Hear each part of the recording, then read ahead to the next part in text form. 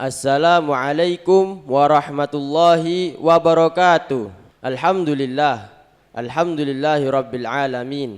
Wabihi nasta'in ala umurid dunya waddin. Wassalatu wassalam ala sayyidina Muhammadin wa ala alihi wa sahbihi ajma'in. Amma ba'd. Ahlan wa sahlan para pemirsa PIK TV yang sedang menyaksikan channel kami dimanapun Anda berada. Semoga selalu dimuliakan oleh Allah Subhanahu wa ta'ala. Alhamdulillah. Pada pertemuan kali ini kita masih diberikan nikmat iman dan Islam oleh Allah Subhanahu wa ta'ala, sehingga kita bisa berjumpa lagi dalam keadaan sehat walafiat. Alhamdulillah, di tengah kita telah hadir guru besar kita, Syekhuna Kiai Haji Lutfi Basori, pengasuh pesantren ilmu Al-Quran Singosari Malang. Matta'anallahu bituli hayati syarifah. Amin. Baiklah, sebelum kita tanya-tanya kepada beliau, ayo ajak keluarga dan kerabat kalian semua agar tidak ketinggalan ilmu yang bermanfaat yang akan kita tanyakan kepada beliau nanti. Assalamualaikum Pak Kiai. Waalaikumsalam warahmatullahi wabarakatuh.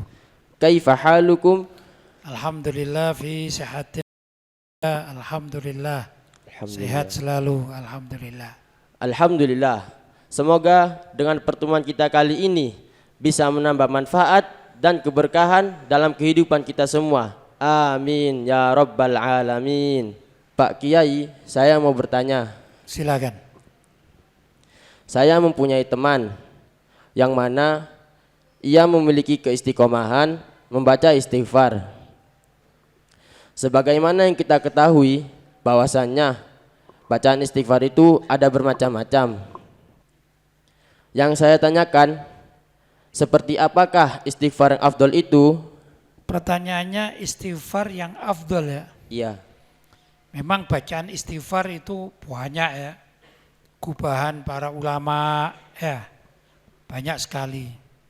Ada namanya Sayyidul Istighfar, ada namanya Al-Istighfalul Kabir, ada juga masih banyak pokoknya. Kalau kita mau menengok di buku-buku zikir-zikir atau al-aurat itu banyak macamnya. Cuman kadang-kadang kita ini membaca istighfar hanya pendek, astagfirullahaladzim, astagfirullahaladzim itu ya. Mungkin ada juga orang yang senang membaca istighfar pendek. Tapi kalau saya mungkin lebih nyaman kalau ditambahi sedikit lah, jangan terlalu pendek gitu ya. Misalnya astaghfirullahaladzim alladzi la ilaha illa huwal hayyul qayyum wa atubu ilaih. Itu ringan, kemudian tidak terlalu pendek, tidak terlalu panjang gitu ya. Tapi yang penting itu istiqomah. Istiqomah dan yakin. Begitu. Karena fadilah istiqomah itu sangat luar biasa, dan istighfar itu sendiri adalah permohonan ampun kepada Allah Subhanahu wa ta'ala. Ada dalam satu hadis yang secara ringkas gitu ya, Rasulullah memberitahukan bahwasanya Allah SWT itu andai kata melihat di dunia ini zaman sekarang misalnya ya, gak ada orang yang mau bertobat pada Allah atau gak ada orang yang baca istighfar, gak ada sama sekali seluruh dunia misalnya, maka Allah akan menghancurkan kaum tersebut yang di masa tertentu ini ya, karena gak mau baca istighfar atau bertobat kepada Allah. Setelah dihancurkan, kemudian Allah mendatangkan kaum yang lain, begitu.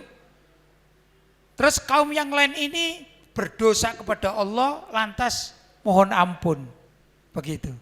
Jadi Allah itu lebih senang kepada hambanya yang bertobat, karena hamba yang bertobat itu setelah melakukan kesalahan kemudian bertobat itu jauh lebih dicintai oleh Allah SWT daripada misalnya ada orang mulai lahir gitu ya, mulai lahir ini sampai sebut aja usia 40 tahun tidak pernah maksiat sama sekali dan tidak pernah baca istighfar, tidak pernah mohon ampun karena memang nggak pernah berbuat maksiat. Misalnya itu Allah lebih senang kepada seorang hamba yang dia ini juga melakukan kesalahan-kesalahan gitu ya, lantas membaca istighfar. Itu informasi atau berita dari Rasulullah Shallallahu Alaihi Wasallam. Bahkan Nabi sendiri mengatakan gini, bahwa hati beliau gitu ya, terkadang juga terbolak-balik. Apa terbolak-balik? Ya dalam artinya seperti di dalam doa, ya muqallibal qulub tsabbit qalbi ala dinik. Wahai zat yang membolak-balikkan hati, maka tetapkanlah hatiku atas agamamu. Bahkan Nabi sendiri merasa hatinya kadang-kadang berbolak-balik begitu ya. Kemudian beliau mengatakan, karena itu aku dalam setiap hari melazimkan atau istiqomah membaca istighfar sampai 100 kali. Itu Nabi Muhammad, apalagi kita gitu ya, yang banyak dosanya ya. Nah, maka istighfar yang paling afdal adalah istighfar yang istiqomah. Begitu. Kalau saya menganjurkan ya jangan terlalu pendek gitu ya. Walaupun bukan berarti istighfar yang pendek itu tidak bagus, tidak. Tapi sebagai santri atau orang yang berpendidikan paling tidak ya ditambahilah. Misalnya bacaan Astaghfirullahaladzim alladzi la ilaha illa huwal hayyul qayyum wa atubu ilaihi. Pak Kiai, saya ini sudah lama terkena penyakit was-was, baik dalam berwudu, lebih-lebih ketika takbiratul ihram, dan di dalam perkara najis. Yang saya tanyakan, bagaimana cara mengobati penyakit was-was tersebut? Cara mengobati penyakit was-was, pertama harus yakin bahwa al-waswasatu minasyaiton. Ya, was-was itu adalah datangnya dari setan. Was-was itu bukan khusyuk. Nah ini yang penting ya. Kadang-kadang orang was-was itu karena merasa khusyuk, maka perlu was-was. Ini salah. Kenapa? Was-was itu datangnya dari setan. Itu satu. Yang kedua, hendaklah belajar hukum fikih dengan benar gitu ya.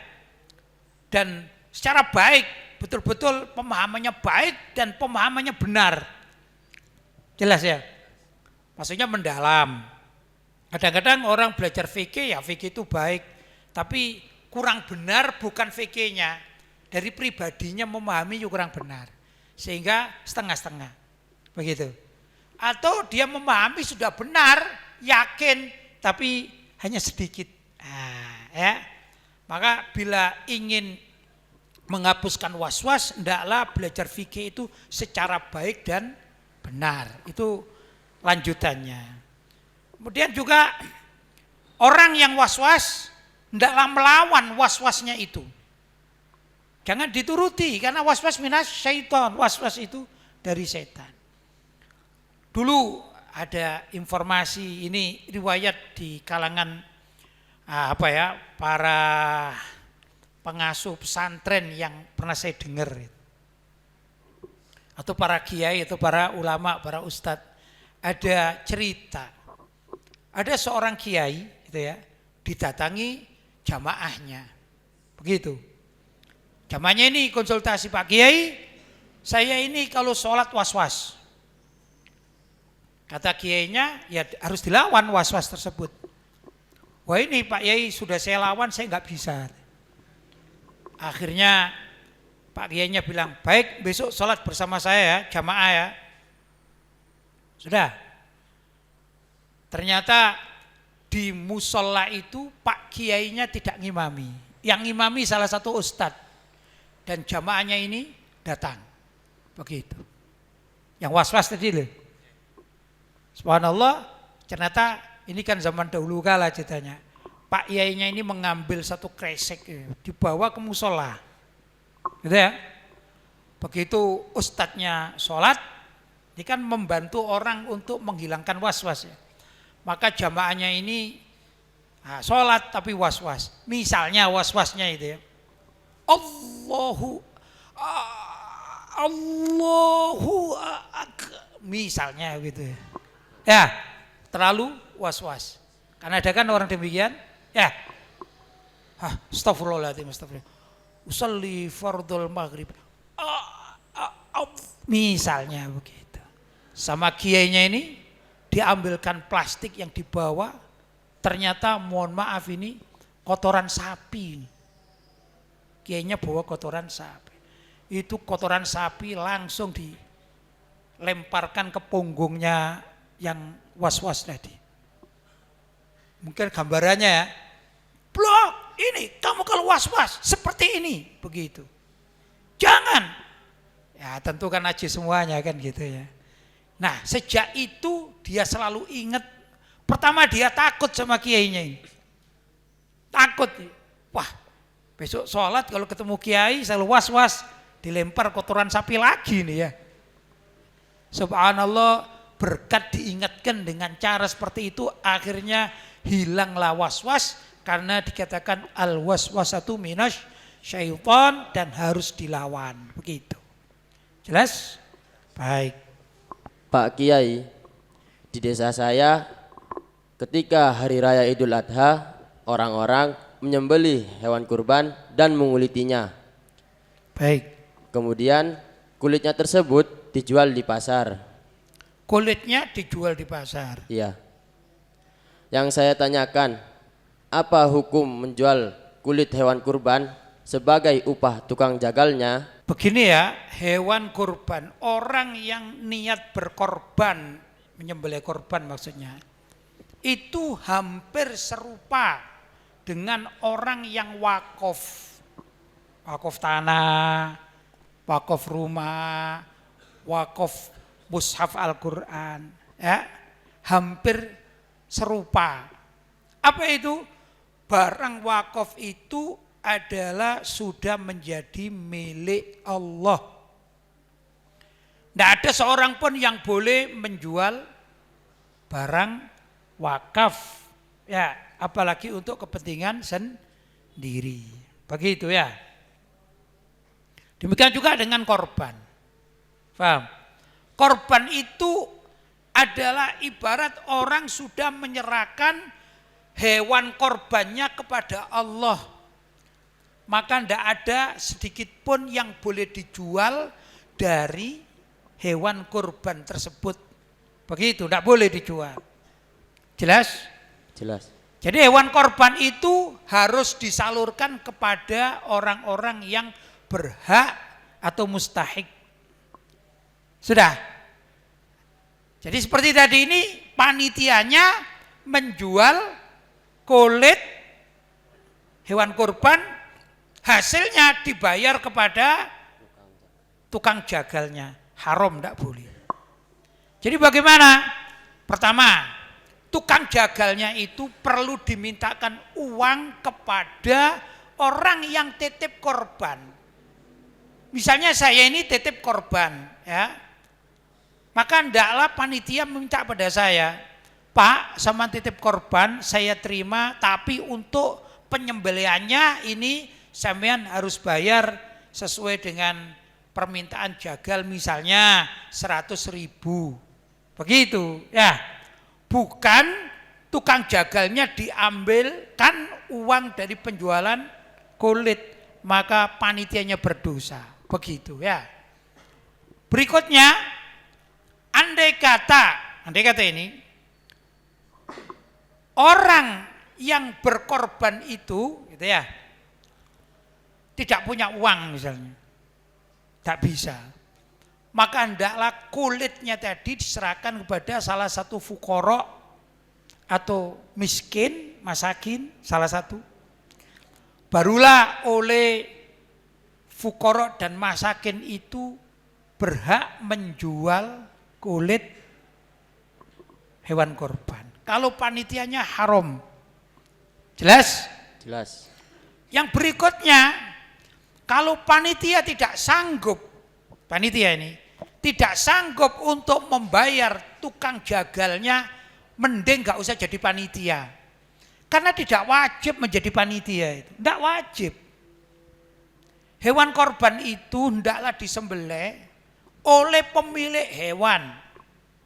Kalau pemilik hewan tidak bisa, tidak sanggup karena nggak ahli menyembelih, hendaklah pemilik hewan itu datang ke tukang jagal, kemudian menyembelihkan hewan korbannya. Jadi hewan korban bukan urusan panitia aslinya. Panitia itu adalah orang yang niat berbuat baik, begitu ya, membantu pelaksanaan pemotongan hewan korban. Loh, semestinya sebagai panitia juga bertanggung jawab.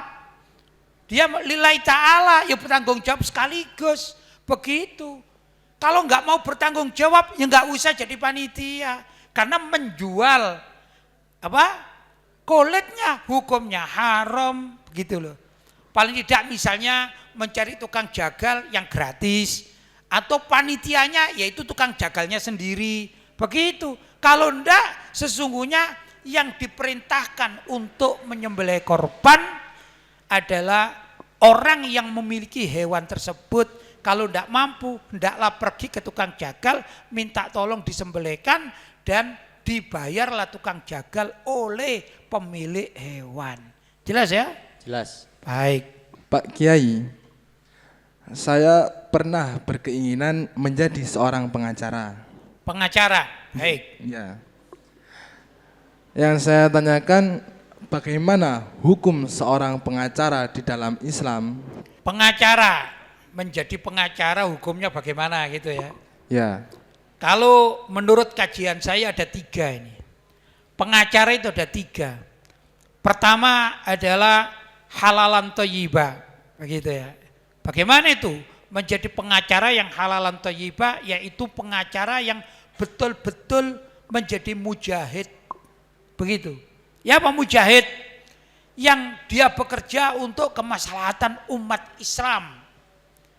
Paham? Urusannya digaji tidak digaji itu nomor 2. Jadi artinya seorang pengacara yang memberikan atau menghibahkan kemampuannya demi membela kepentingan umat Islam yang teraniaya. Begitu ya. Yang benar dibela, yang salah disalahkan. Jelas? Ya boleh dia menerapkan tarif boleh, tapi tidak memberatkan umat Islam. Maka pengacara semacam demikian ini menurut saya termasuk pengacara yang mujahid. Itu 1. Yang kedua adalah pengacara yang zalim. Yaitu pengacara yang melihat sisi uang yang diberikan. Kalau yang diberikan oleh pihak yang salah diterima dan pihak yang salah itu dibela. Saya contohkan gini ya. Ada tanah milik masyarakat, orang kampung lah. Tiba-tiba ada pabrik ya yang mau mendirikan pabrik dengan merampas tanah milik masyarakat tadi. Orang kampung tidak punya duit, tidak punya uang. Maka pengacara ini justru membela siapa? Pabrik, karena pabriknya mampu membayar mahal terhadap pengacara. Padahal pabriknya gosok atau merampas hak milik rakyat. Maka pengacara semacam demikian adalah pengacara yang zalim. Dosa tidak boleh. Pekerjaannya pun menghasilkan uang haram. Ya. Yang ketiga adalah pengacara yang syubhat. Bagaimana pengacara yang syubhat? Pengacara yang syubhat adalah pengacara yang kanan kiri oke lah, gitu ya. Terima sana, terima sini, terima sana, terima sini. Ya, mana yang kira-kira enak dikerjakan. Kalau nggak dapat job, misalnya, ya nggak apa-apa yang murah-murah, yang benar-benar diambil. Tapi kalau sedang dapat job yang lebih mahal, walaupun haram diambil, ini syubhat. Kadang makan barang halal, kadang makan barang haram. Tapi kalau engkau mau jadi atau kalian mau jadi pengacara, hendaklah menjadi pengacara yang mujahid. Agar apa? Agar hasil dari pembelaannya sebagai pengacara ini barokah. Jelas? Jelas. Pak Kiai, saya pernah melihat teman saya yang sedang sholat. Baik. Ketika ia sholat, ada suatu perkara yang membuat teman saya tersebut tertawa kecil atau sedikit. Yang saya tanyakan, apa hukum tertawa kecil atau sedikit dalam sholat? Orang sholat tertawa gitu ya. Ya, Pertama begini, tertawa itu ada dua. Tertawa yang sifatnya tersenyum, ya, tidak mengeluarkan suara. Jelas? Maka tersenyum itu tidak membatalkan sholat. Begitu ya? Tersenyum. Misalnya ada sesuatu yang menurut dirinya ini ya lucu atau menggelikan, dia tersenyum. Sudah? Tidak membatalkan sholat. Adapun tertawa yang mengeluarkan huruf, menurut sebagian para ulama minimal kalimat ha. Jadi kalau digambarkan dalam tulisan orang itu mengatakan tertawa ha ha ha gitu ya. Dengan dia mengucapkan ha satu kali. Maka ini yang perlu dipermasalahkan.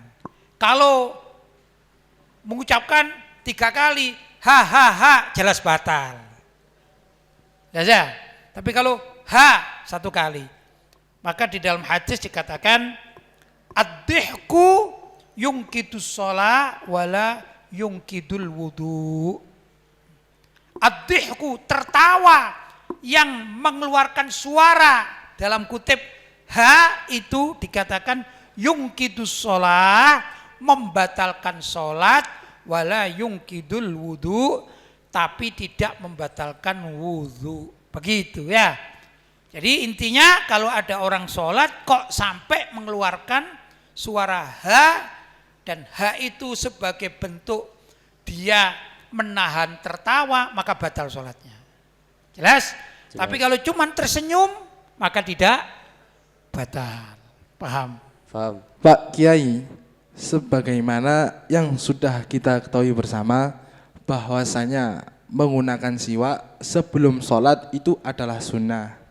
Baik. Akan tetapi ketika saya bersiwak terdapat potongan kecil dari siwak tersebut yang tertinggal di mulut, kemudian tertelan. Yang saya tanyakan, apakah batal sholat orang yang menelan siwak tersebut? Baik. Pertanyaannya, orang mau sholat dia bersiwak, tapi kadang-kadang siwaknya rontok gitu ya. Ya. Ada sedikit, kemudian kayu siwak yang sedikit itu subhanallah tertelan, gitu ya. Maka kalau tertelan, sholatnya batal. Begitu. Jadi caranya kalau misalnya kita makan atau bersiwak, ya, pertama makan dulu atau bersiwak dulu sebelum sholat. Kemudian kita sholat. Waktu kita sebelum sholat nggak tahu kalau ada sesuatu, ya, makanan atau kayu siwak yang tertinggal di sela-sela gigi. Mungkin kita nggak tahu. Kita anggap sudah bersih, gitu ya. Kemudian kita sholat, misalnya Allahu Akbar.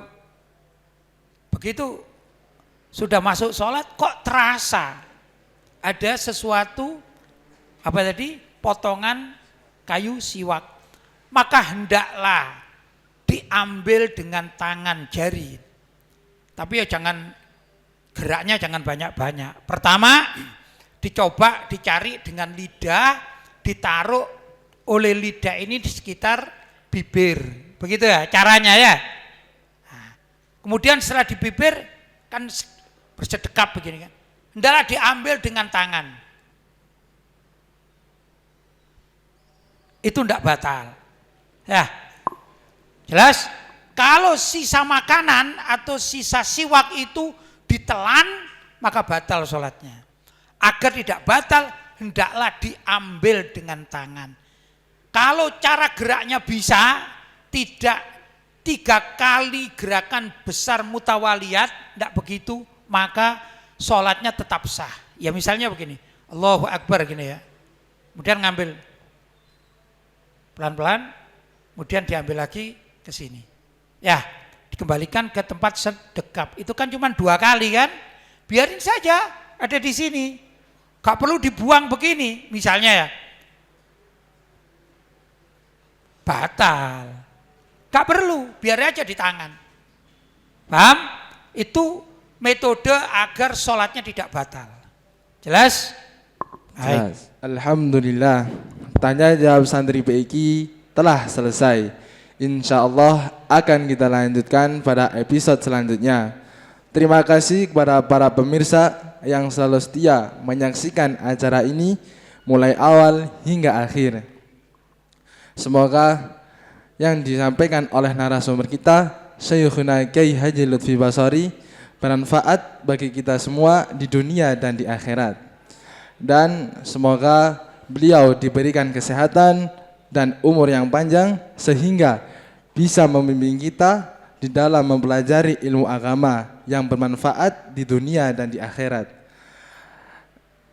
Jangan lupa tetap dukung channel kami dengan cara like, komen, subscribe, dan share sebanyak-banyaknya agar tidak ketinggalan video-video kami yang terbaru.